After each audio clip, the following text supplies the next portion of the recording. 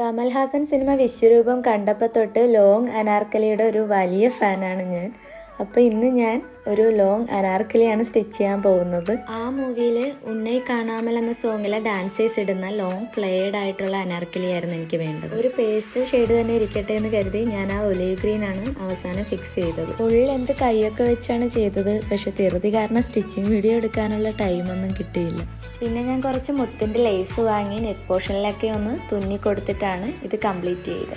അപ്പം ഒന്ന് കംപ്ലീറ്റഡ് ആയിട്ടുള്ള ആ ഡ്രസ്സ് ഒന്ന് കണ്ടാലോ.